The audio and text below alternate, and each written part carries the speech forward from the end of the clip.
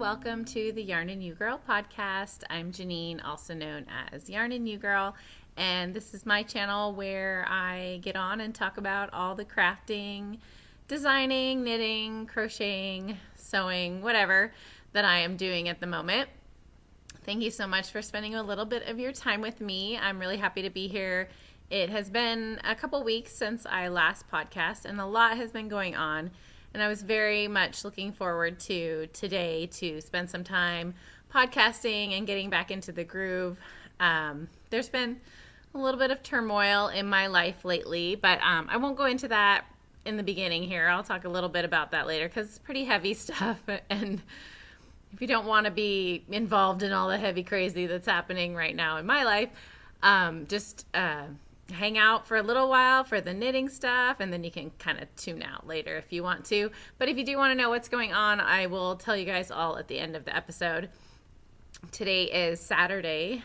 It's October 5th, and I'm hanging out at the house. Today is my nephew's birthday, so happy birthday, Evan. But what that means is that my kids are out at this water park today. It's an indoor water park because, we live in the Pacific Northwest, and there's really no reason to have an outdoor water park here because it's almost always cold.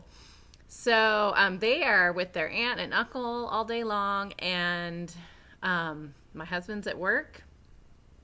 I was supposed to be at work today, but with everything that's happened that I'll go into, I'm actually taking some time off.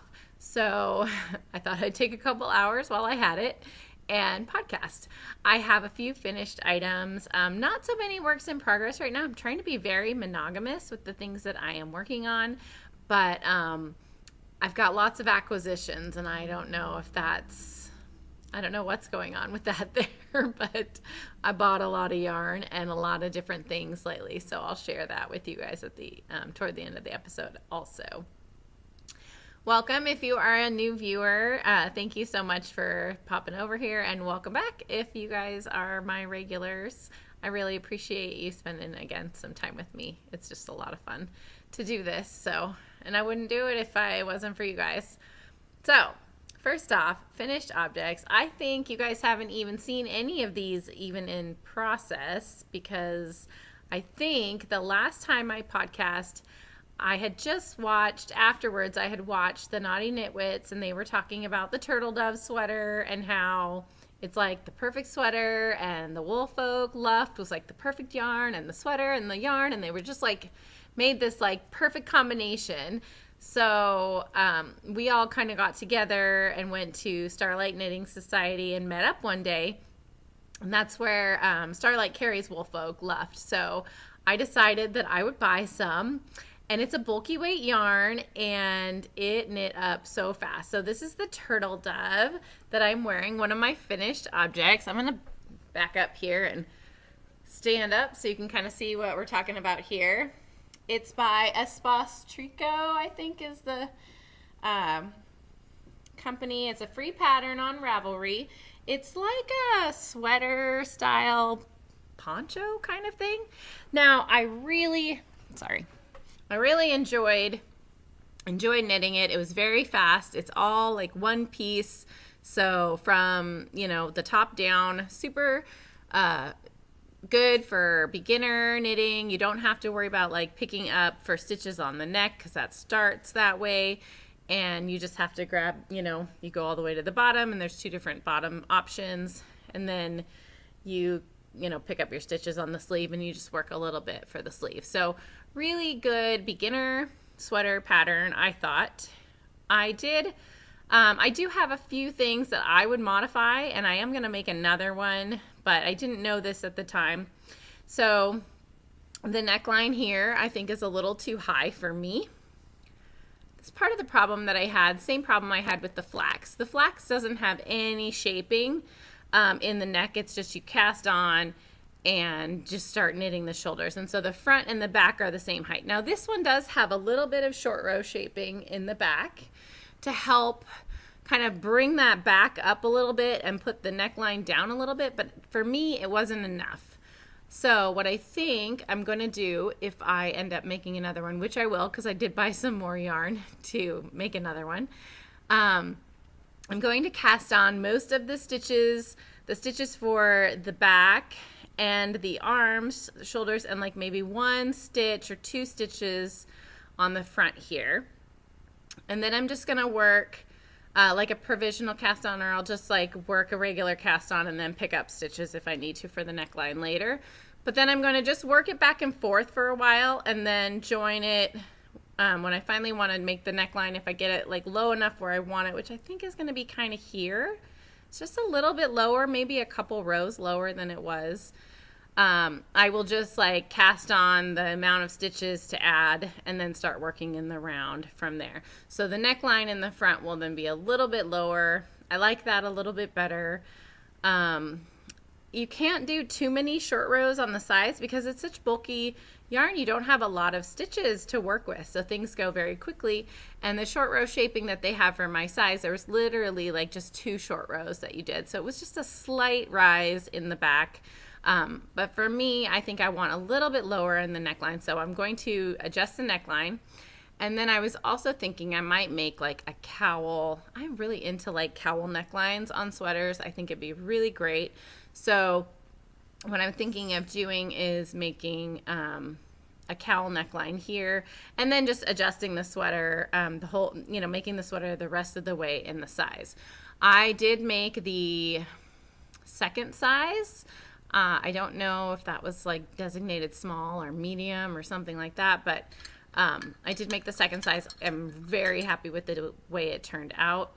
I did change my, I did not use the suggested needle size also. So the pattern calls for a 10 for the neck and a 10.75. These are US measurements, guys, sorry. I don't know the metric measurements for those. But US 10 for the neck and the cuffs, and a 10.75 for the body. But I did just a 10.5 for the whole thing. I think I might have done a 10 for the cuffs down here and the cuffs at the bottom, but I can't remember. But I'm pretty sure I just stayed with the 10.5 the whole time because I didn't have a 10.75. My gauge is loose enough. Was loose enough that I thought if I went bigger with the 10.75 that I would not like the fabric that came out with the sweater. So I'm happy with the gauge that I got on this, and then the sizing still fits really great. So I like that a lot. Let's see, I'm going to adjust this really quick. Hope that's not too much for you guys. Okay, so yeah, wait, I don't like that. That's a little bit better. I don't know. Sorry, guys. I'm messing with the screen here. Anyway, so I'm very happy. This is Turtledove by Espace Tricot, and the yarn I used was Woolfolk Luft in the L12 colorway. It's like they don't have names for it, but it's like a blue-gray color. Uppers. Anyway, it's very warm, very light and fluffy. And then I'm going to make another one out of, I bought some Wonderfluff from Knit Picks. So I'm going to grab that and show you guys what I got here.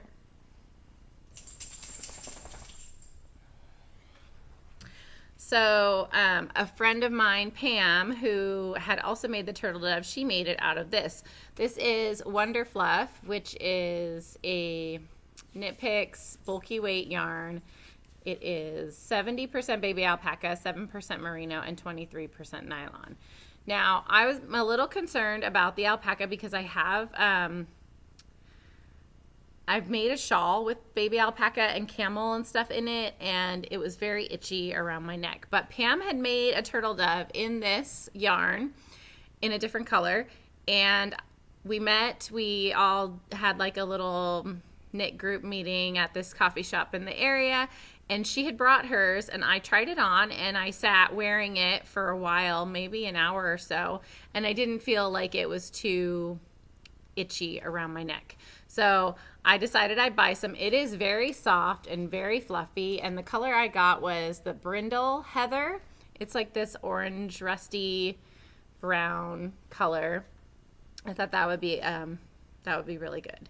So I've got maybe 8 or 9 skeins of this, 7 or 8 skeins of this maybe. I figured that should be enough. I had a little bit left over of the Woolfolk Luft. I bought 8 skeins of the Woolfolk Luft, and I used maybe 7.5 for the sweater. So that was actually pretty good. So that is my first finished object, the Turtledove, which you guys, like I said, didn't see at all.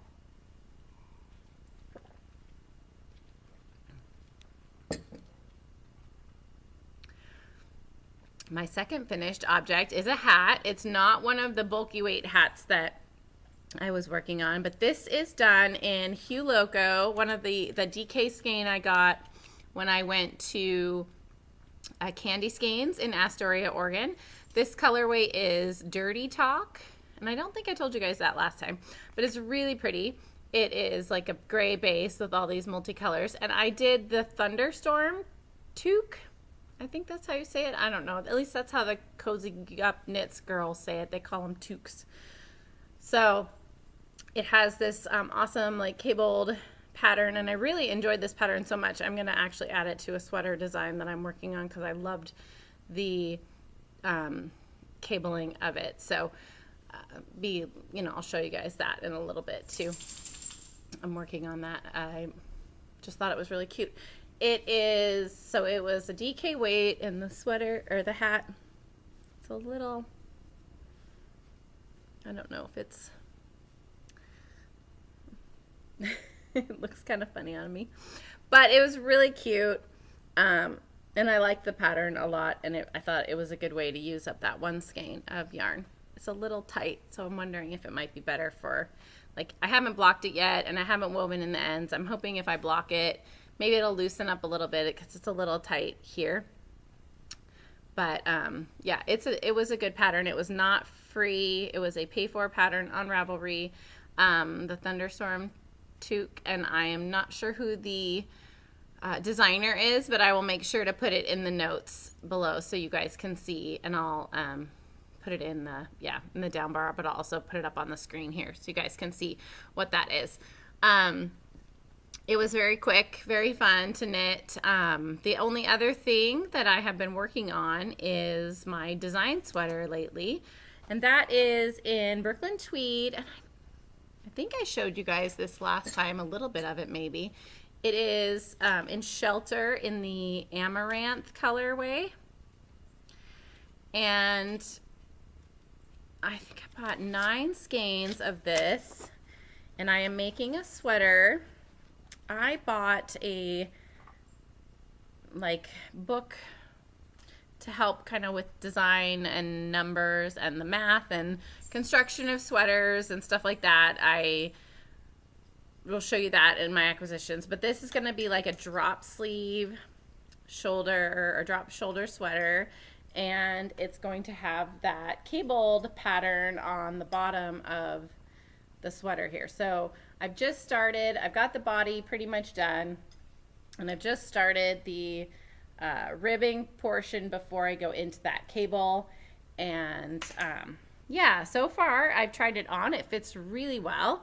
I love this color. It's one of their new like marled style ones in the Shelter, the Amaranth. It's like, again, like a reddish brick color, which is just beautiful. And yeah, I'm excited to put the design at the bottom to kind of see how it lays out. But the book I got to help with that was one that I follow Andrea Mowry, and she has a little newsletter that you can, sign up for and get little exclusives like discount codes on her patterns and things like that.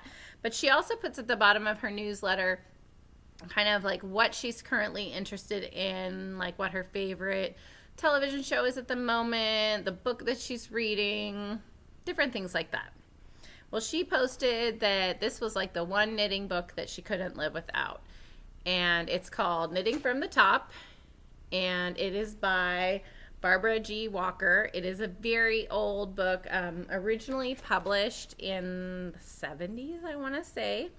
And then it went out, originally copyrighted in 1972, and then reprinted again in 96 and 2016. So it went out for a while, and you couldn't really get this book for a long while. But basically, there's no knitting patterns in here. It is just construction of sweaters from the top down and how to do them yourself, how to create them yourself, how to make the math work for you, different things like that. So, like I said, they don't have, it's just literally a book with a bunch of words and no patterns and really no pictures but hand-drawn stuff. But I've been very much enjoying it, and it has helped me immensely on determining numbers for grading my patterns. So I've had some struggles in the past with the math portion of the design part because sometimes I feel like designing for other sizes can be a bit overwhelming and mind-boggling, and I wasn't really sure how to tackle that and what kind of math I needed to use. And this has been super helpful for me for that, and I would thank Andrea Mowry for the recommendation. She designs beautiful sweaters, and I thought, I do want to eventually be designing sweaters a lot, but I get stuck. I can do it for myself, but I was getting stuck with some of them with the math for the other sizes. So hopefully this will help kind of make things a little bit easier. I already feel like it has, because with this new sweater that I'm working on, I've already generated some of the numbers that I will need for these other sizes. So not just for Janine size, but for, all the way up to, 5X or whatever. I want to make sure that I'm including all these sizes for people so that it's not just like a extra small, small, medium, large, extra large. And not everybody fits into that little box of sizes. So we have a large array of people, and we're all different shapes, all different sizes. And I want to make sure that I can do the math properly to design a sweater that will fit all y'all out there, basically. So this has been really helpful. I just got it off of Amazon. It wasn't very expensive. It's just a paperback, but for me, like I said, it opened up a lot of the math, prevented me from feeling so bogged down with all that extra math stuff.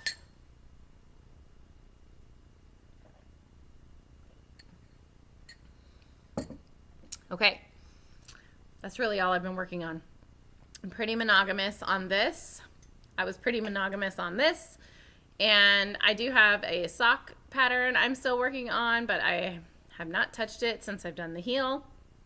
I've also adjusted my knitting style a little bit as well. I traditionally knit continental, which for most of you, if you're not aware, that is a pick style method where you hold the yarn and tension the yarn in your left hand, and you pick the yarn through the loops. And for me, that's been really fast, and it's been fairly comfortable. But lately, I've had a little bit of an issue with my elbow, and I don't know if it was kind of happening when I was doing the Turtledove, if it was more from just knitting the whole time and not doing some kind of pattern where you're doing a little bit different stitches.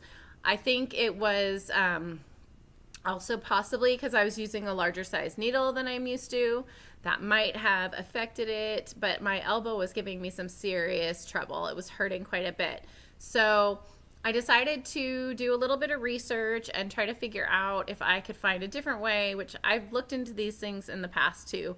But I do want to become a faster knitter. I would love to be able to just produce my sweater designs a little bit faster, or the ideas a little bit faster, or projects. I have all this yarn. I would love to be able to work through a lot of it, and I'm not that fast, so I'd like to get a little bit faster. So I did some research, and I looked up the Yarn Harlot has I think that's Stephanie Pearl McPhee. She talks about her style of knitting, which she calls it Irish cottage knitting, but I was looking at some of the comments on the video, and there were some people from Ireland who were like, we just call it knitting. Like, we don't call it Irish. You know, it was just funny reading some of the comments. Like, that's just how I've knit, you know. And I think it's also maybe known as Portuguese or Peruvian or something like that. Maybe Peruvian style knitting. But essentially, it's knitting with the long straight needle. You can do it with circulars as well, but the original style was knitting with a long straight needle, and you would tuck the needle under your right arm here, and then that would be where your needle is holding, and you just kind of work off the needle like this, like a shuttle almost on a sewing machine. So you can do that with your hands also in a circular needle or with the needle sizes that we have. I don't usually work with a lot of straight needles. Most of the projects that I work on are in the round, and I don't really know how to do or if you can even do round projects with straight needles. So I've been practicing the method. Other people will call it like lever knitting, and so I've been practicing that as well. Some people might call it flicking. It's like you know, there's a bunch of different ways to do it, but essentially it's right hand holding the yarn in the right hand and kind of just making this quick motion, and you're holding your needle like a pencil in that hand as well. And for me, most of the time I hold it over my needles like this. So having to work and hold under the yarn, under the needle, has been an interesting transition for me, but I thought it would be very good, and it has helped quite a bit. It's I can't purl yet like that very quickly. All the tutorials I've looked at have talked about how it's really easy to transition between knitting and purling, and it's supposed to make ribbon go like super fast, but I suck at the purling part of it, but I can do the knitting part of it quite well. So I figured for the projects that have like a ton of stockinette, I can maybe do some lever knitting for that.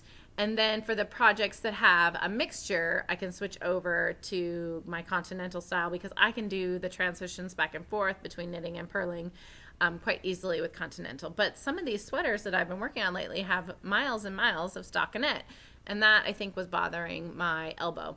So I've been practicing that. I did that on most of this sweater, and I also did that on this sweater as well. I did maybe have a little bit of a gauge change originally.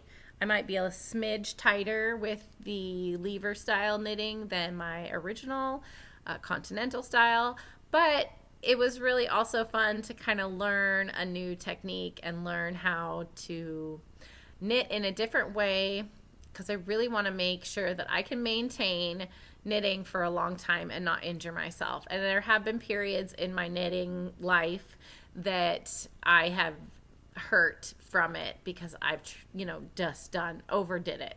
So I'm hoping that if I can adjust and switch between different styles, then maybe that can eliminate some of that repetitive use injury type stuff. So anyway, in case any of you guys are having a repetitive injury issue from all your knitting, it's good to maybe try and check out some different things. Very awkward at first, trust me. I was not used to holding the needles that way or moving my hands that way, so things are very slow, but they are getting a lot quicker, and I feel like I'm doing a lot better at it. So, But as far as that goes, that's pretty much all the knitting stuff I've been doing. I have got quite a few acquisitions, and I have been dyeing quite a bit of yarn, which I've been posting on Instagram. I have updated a couple different sweater quantities of my DK weight. So if you're interested, you can check out my Instagram page, which is at Yarn and You, and look on there to see what I've loaded up onto the website. I got a lot of new stuff though, so I'm going to pause and collect it and then show you guys what I got. Okay, so I already showed you guys my knit picks in the Heather Brindle, but I also at the same time ordered some of their Felici because why not? It was on sale, and they are discontinuing some of these colorways. So I bought the Sally colorway. This is, I think, based on Sally from A Nightmare Before Christmas. And it is this like blues and purples and yellows and blacks and kind of reddish pinks. And I think those will make some really cute socks. I really want to try, working on a pair of these.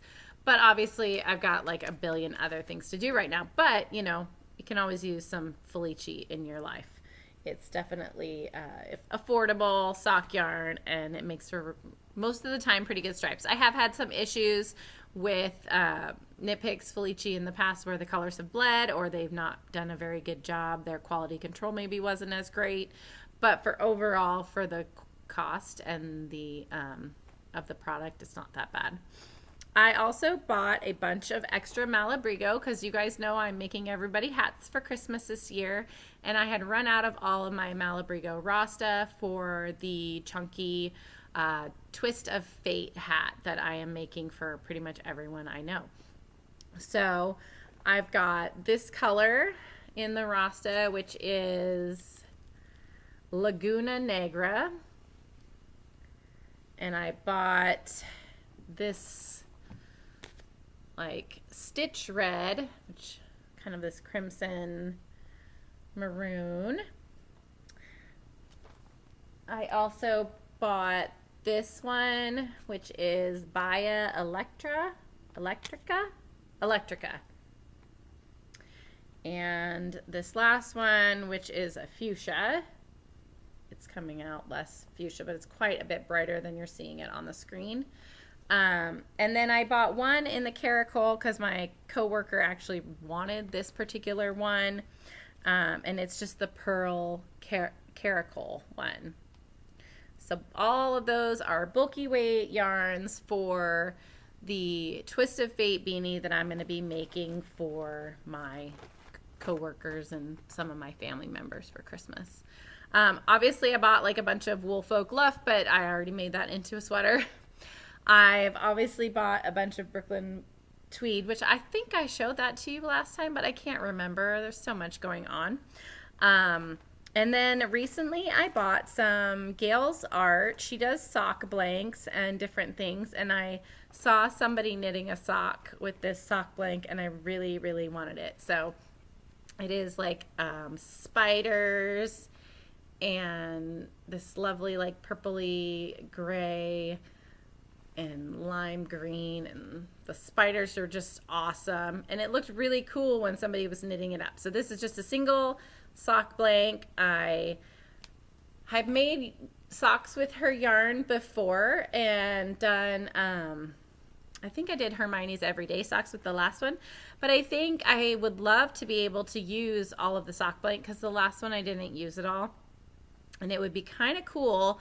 What I might end up doing is some like knee highs with it. So cast on toe up socks, and then work this into a knee high. But what I'll probably do is unravel it into a couple cakes, 2 cakes that are even, and then work them side by side so that I don't get done with one knee high, because I've never made knee highs before, and I know that I might get a little tired of doing them. Seems like I tend to get like a couple inches of the cuff, and then I'm like, okay, I'm good. So that might be kind of cool if I did toe up, because then I could feel like I was using all of it, and I'd have some really pretty fun socks. So that is called Black Widow. It is a 75% superwash merino and 25% nylon sock blank. And then I also bought from her as well this Gale's Rainbow. It's overdyed blueface wool in a rainbow color set. So it's just roving, but I've been wanting to make some more slippers with thrums, and I have a project, I think it's Caduet by Ysolda Teague, and I've been wanting to make those slippers, and I didn't like the colors of roving that I had. Plus my son was asking for a pair, so I was thinking I could use some of this, because the color, like the roving that I have around the house, is mostly like pinks and teals and stuff like that. And my son, he's 13 13, so I don't think he really wants like pinks and teals and those types of things. So that's pretty much it with the knitting content and the acquisitions. I guess it's not as bad as I thought it was, but it kind of is. Like, I bought like sweaters quantities of yarn, but I was realizing, I was going through my stash and I was realizing I really didn't have sweater quantities of anything. I have a lot of these single skeins or 2 skeins, maybe not enough to do anything. So I could either do a mismatch or a marled thing, which would be fine. But there's been a couple sweaters that I really wanted to make, and I wanted to have enough. So I've been buying a lot of sweater yarn lately. You guys see my puppy? He's on guard duty up on the staircase. He likes to be on guard duty because he can watch everybody out the window and then bark at them when they go by. So just a little life update now. Thanks, everybody. If you don't want to listen to this, if you want to, move on, I understand. I'm not, going to be bothered by it at all. But I did want to kind of share with you guys a little bit what was happening and why I am taking some time off of work. So you guys all know, and I might get a little emotional, so I'm just going to warn you guys ahead of time. You guys all know that my mom is suffering from dementia or Alzheimer's or whatever you want to call it. Her memory is getting pretty bad now. And my dad's been taking care of her, and things have been okay, but she fell the other day.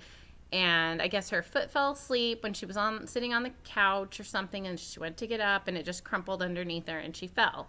Really messed up her ankle quite badly, and one knee, which was pretty swollen. So that has not been very easy for my dad. He, got her a walker, and we went to the doctor, and we've done all these things. And at first they just thought it was a really bad sprain, because when they did the x-rays, the doctor didn't see anything. But when they looked deeper, she has like a crack in one of her bones in her ankle, and like a crack in one of the bones in the knee. And mind you, this is like right foot, left knee. So each side is messed up. So she's also now has to wear a boot, which she does not understand why she has to wear this boot. She asks about it every 2 minutes, and she gets angry about it every 2 minutes because she feels like this boot is the end of the world, and it's not, how long is she going to have to wear this thing? And might as well be forever in her opinion. Because things are pretty bad with that. And it's a new thing, and anytime you put a new thing in there with her, it's very difficult. So plus, when I did go over there to see her, I realized that she probably hadn't had a shower in a while. So I was asking my dad, when was the last time that she showered? And he's like, I don't know. And I'm like, okay.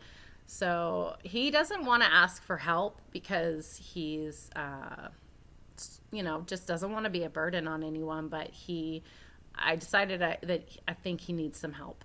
So I'm taking some time off of work to be able to help him, so that at least if I'm over there for a couple hours every day, I can give him a chance to step away from the situation and kind of remove himself a little bit if he needs to, go do something.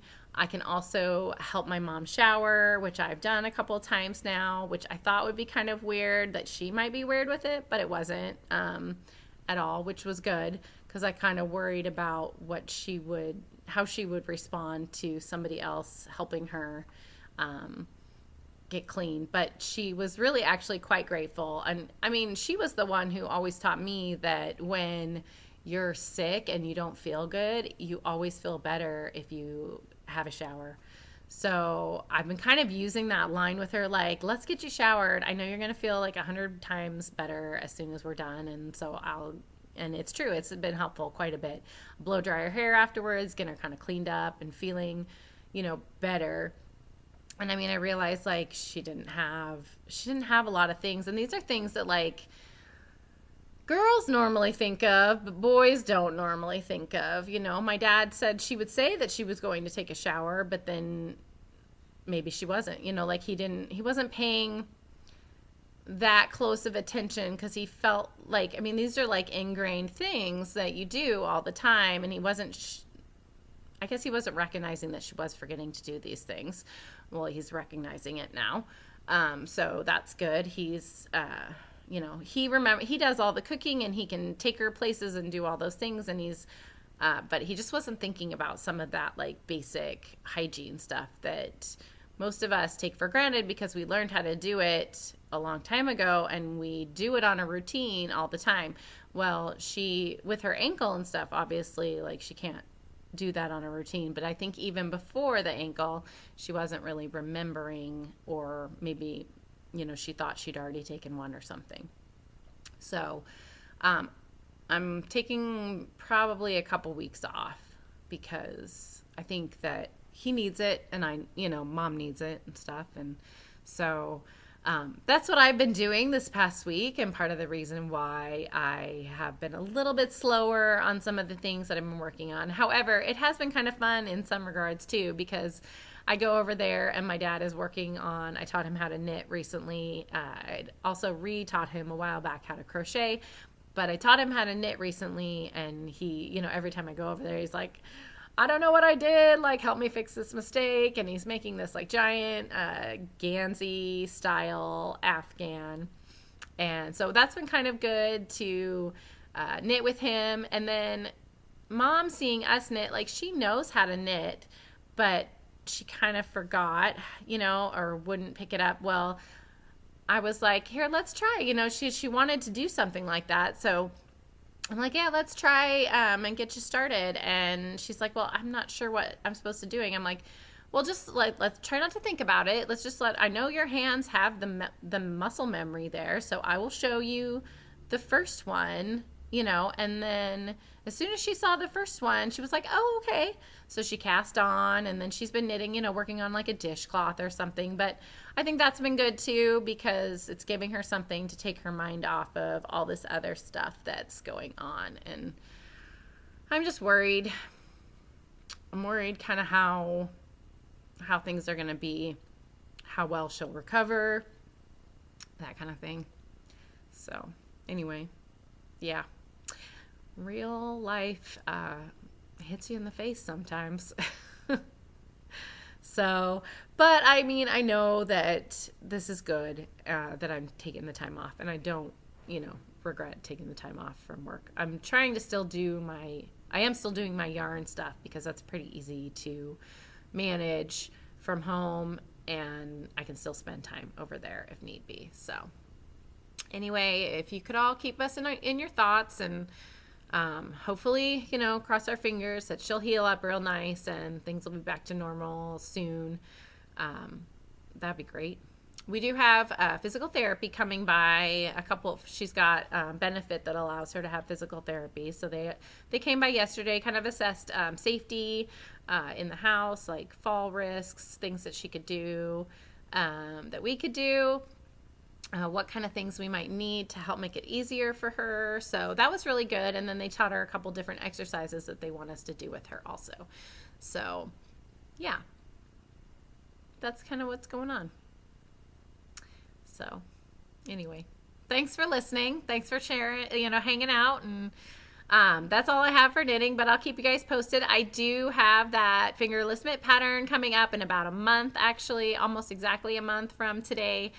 It will be releasing, so keep an eye on that. That's the one I'm doing in collaboration with the Fiber Company. And then in November, I will have the Quilt Craft and Sewing Festival in Puyallup. It's like the weekend before Thanksgiving, and I'll have that that weekend. And then moving on to do stuff in February and March. So they happen pretty quickly, and life goes by pretty fast. So anyway, guys, take care. Have fun crafting. Thanks for listening to all my blather. Bye.